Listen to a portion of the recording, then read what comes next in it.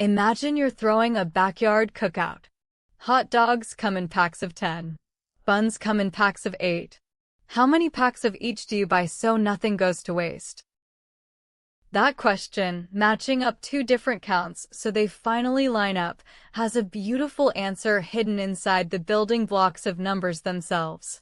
By the end of this video, you'll be able to break any number into its prime pieces and use those pieces to solve exactly this kind of problem. Let's start with the building blocks. A prime number has exactly two factors, 1 and itself. A composite number has more than 2. And here's the key fact. Every composite number can be written as a unique product of primes. That product is called its prime factorization. So how do we actually find that product? One popular tool is called a factor tree. Let's build one for 36. We start by picking any factor pair. Let's use 3 and 12. We draw two branches down from 36 to 3 and 12. Now, 3 is prime, so we circle it. That branch is done. But 12 is composite, so we keep going. 12 breaks into 3 and 4. The 3 is prime, circle it. The 4 is composite, and 4 is 2 times 2. Both of those are prime, so we circle them too. Every branch now ends in a circled prime. The prime factorization is just the product of all the circled primes, written from least to greatest, 2 times 2 times 3 times 3. In exponential form, that's 2 squared times 3 squared. Here's something worth knowing. We could have started that tree with any factor pair of 36, with 2 and 18, or 4 and 9, or 6 and 6.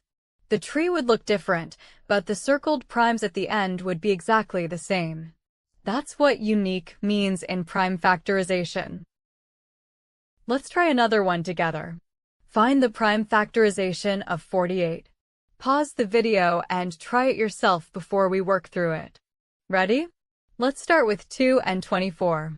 The 2 is prime, circle it. Now break 24 into 4 and 6. Neither 4 nor 6 is prime. 4 breaks into 2 and 2. 6 breaks into 2 and 3. All 4 of those are prime, so we circle them. Collect the circled primes. 2 times 2 times 2 times 2 times 3. That's 2 to the 4th times 3. There's a second method some people prefer, called the ladder method. Instead of branching downward, we stack divisions upward. Let's find the prime factorization of 120 this way. We divide by the smallest prime that fits 2. 120 divided by 2 is 60. We write 60 on top and 2 on the side. 60 is still even, so divide by 2 again, that gives 30. And 30 is still even, so divide by 2 again, that gives 15. 15 isn't divisible by 2 anymore, so we move to the next prime, 3. 15 divided by 3 is 5. And 5 is prime, so we stop. The prime factorization is the product of all the primes on the sides and top of the ladder, 2 times 2 times 2 times 3 times 5. Or 2 cubed times 3 times 5. Same answer we would have gotten with a tree. Now that we can factor any number, let's put that skill to work. Let's return to that cookout question, but first, a simpler version. What's the smallest number that is a multiple of both 10 and 25? One approach. Just list multiples of each and look for a match. Multiples of 10, 10, 20, 30, 40, 50, 60, and so on. Multiples of 25, 25, 50, 75, 100. The smallest number that appears on both lists is 50. That's called the least common multiple, or LCM.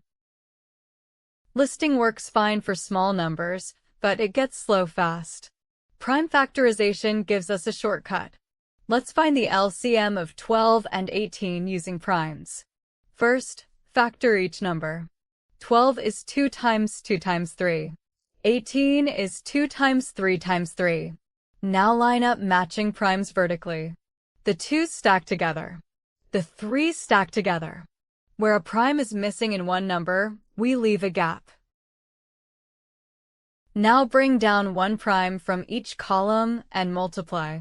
That's 2 times 2 times 3 times 3, which equals 36. The LCM of 12 and 18 is 36. Why does this work? By taking one prime from each column, we make sure our answer contains every prime factor of 12 and every prime factor of 18, but no extras.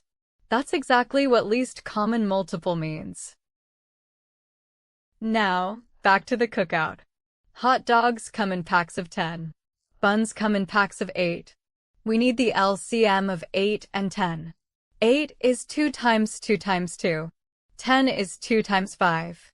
Lining up the primes and bringing down one from each column, 2 times 2 times 2 times 5 equals 40. So you buy 4 packs of hot dogs and 5 packs of buns, and everyone leaves happy, no leftovers on either side. That's prime factorization doing real work in real life. You just learned to break any number down into its prime DNA, and use that DNA to find the smallest shared multiple of any two numbers. That's a serious tool, and you'll lean on it heavily the next time we work with fractions. Next time, what happens when two fractions have different denominators, and how does our new LCM trick save the day?